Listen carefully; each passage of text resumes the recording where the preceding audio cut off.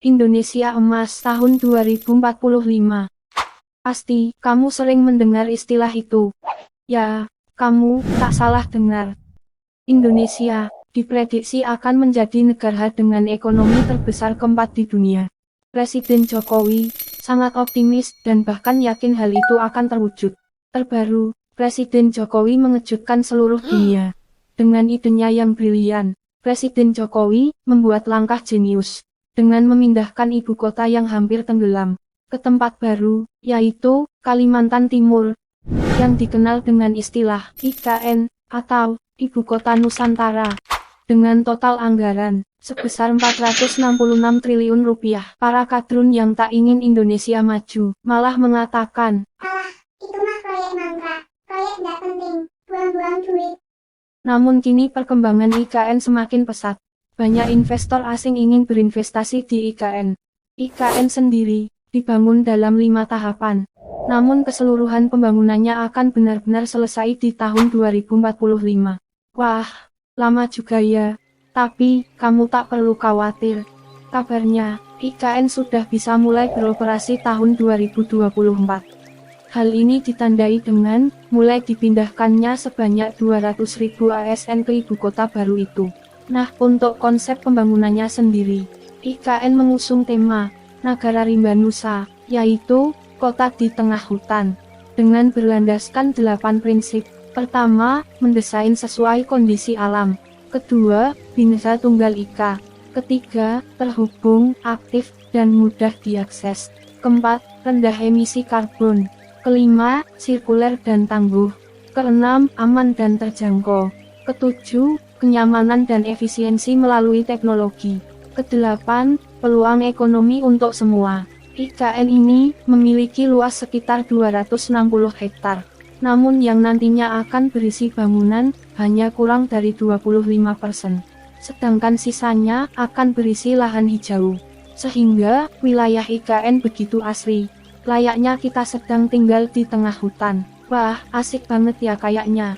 Rencananya untuk menunjang akses menuju IKN. Nantinya akan dibangun sebuah terowongan megah di dasar laut. Ketua Satgas Pelaksanaan Pembangunan Infrastruktur di IKN mengungkap, selain melalui jalur darat, yaitu jalan tol, pemerintah juga memiliki rencana untuk membangun akses kereta api dan terowongan bawah laut. Saat ini pemerintah sedang melakukan studi kelayakan untuk membangun terowongan bawah laut. Tak hanya itu, pemerintah juga menyiapkan lahan seluas 30 hektar untuk membuat lapangan sepak bola dan fasilitas penunjangnya. Bahkan, kabarnya FIFA juga turut mendanai pembangunan lapangan sepak bola di IKN. Timnas Indonesia juga akan memiliki tempat training camp layaknya tim-tim Liga Inggris di IKN. Dengan begitu, diharapkan prestasi timnas juga semakin bagus. IKN juga akan dilengkapi sistem pertahanan yang canggih dan modern. Mengingat ancaman sewaktu-waktu yang bisa mengganggu kedaulatan Republik Indonesia, pemerintah akan mengerahkan ribuan personil TNI Polri di wilayah IKN. Dengan demikian tentunya akan membuat wilayah IKN khususnya menjadi kondusif. Pembangunan ibu kota Nusantara sudah semakin serius. Sejumlah kawasan seperti gedung kementerian, bandara, area komersil, hingga Masjid Nusantara sudah mulai dibangun.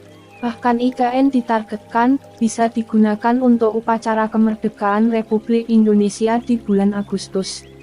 Dalam waktu dekat pemerintah juga sudah mulai berkantor di IKN. Saat ini, progres IKN sudah mencapai hampir 80% di tahap pertama.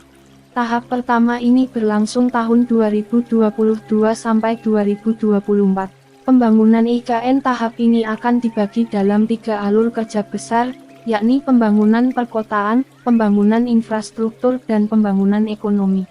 Selain itu, perumahan dalam bentuk rumah tapak maupun unit apartemen untuk ASN, TNI, Polri dan BIN juga akan dibangun di tahap 1. Selanjutnya adalah tahap kedua yang berlangsung tahun 2024 sampai 2029. Di tahap ini, infrastruktur inti ditargetkan telah siap dihubungkan ke kawasan baru. Di tahap ini juga akan dimulai pembangunan fasilitas litbang, perguruan tinggi kelas dunia, pusat inovasi dan fasilitas kesehatan internasional.